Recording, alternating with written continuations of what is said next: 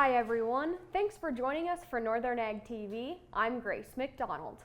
Well, in the past week we celebrated agriculture in many ways, starting off with Coulter Brown down in Riverton for the Ag Rally at the Central Wyoming College, to ending Friday with the KATQ Farm Expo in Plentywood. I got to be involved with National Ag Week by attending one of the Yellowstone County Farm Bureau's presentations at Huntley Project. The 5th grade class learned about honeybees and their role in Montana agriculture from Jody Drange, co-owner of Drange Apiary in Laurel. Today I was talking about honeybees.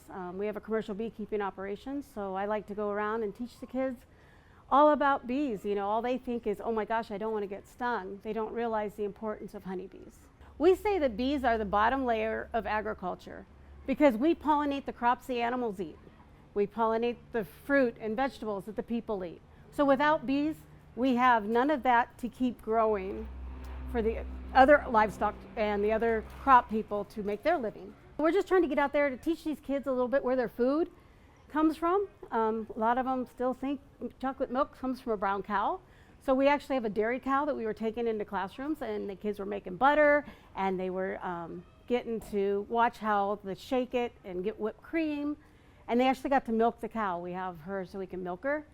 And there's only 2% of us in the world that are doing agriculture. So we have to get our word out, and we have to tell them the truths about it, because there's a lot of truths out there. So if we don't tell our story, nobody else will. So we need to get out there and tell them what agriculture is about and why we love what we do.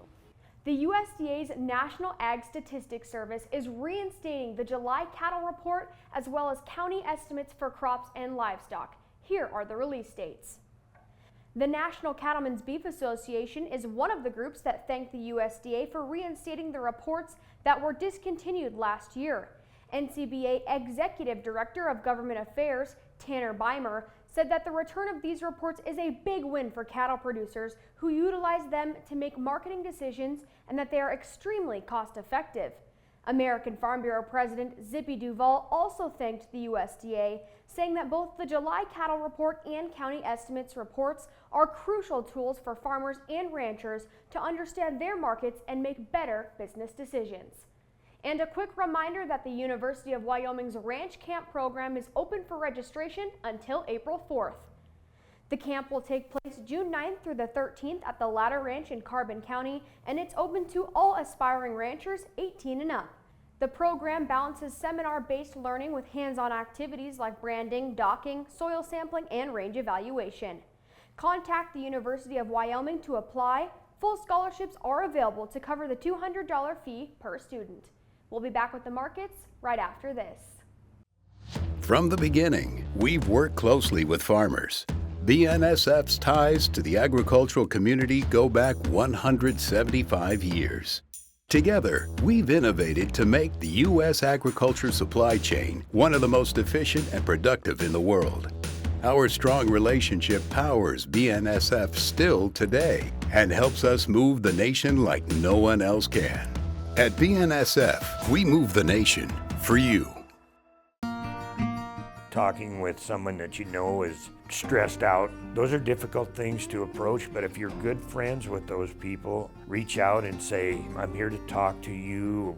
We can find somewhere to get some assistance. It's hard to get involved, but at the same time, you want to just say, hey, there is help available. For more tips in dealing with stress in agriculture or for free counseling for egg producers, visit beyondtheweather.com. Cattle traders were originally optimistic ahead of the cattle on feed report on Friday, but quickly changed directions as we neared the noon hour. The cattle on feed report was expected to be bullish, with lower on feed placement and marketing numbers than a year ago. Those numbers came out to be pretty well in line with expectations. Inventory was 2% below March 1st, and placements at 1.55 million head, that's 18% below 2024. Box beef prices finally took a breather after non-stop gains most of last week. Choice cuts $2.15 lower at $3.25 before heading into the weekend. All classes of feeder calves sold steady to $10 higher in Dickinson last week. Heavy 6-weight steer calves sold for $3.19 to $3.45, 7 to 750 pounders at $3.29, and one fancy load of heavy 500-pound steers sold for $3.79 per hundredweight.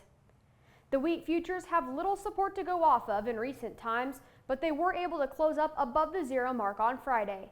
The wheat futures were overbought early in the week, which corrected after poor weekly export sales. That, combined with the fact that the weekly drought monitor showed that dry conditions actually increased in winter wheat areas, didn't lend much of a helping hand to the market. That's it for Northern Ag TV. Thanks for joining us. Have a great day.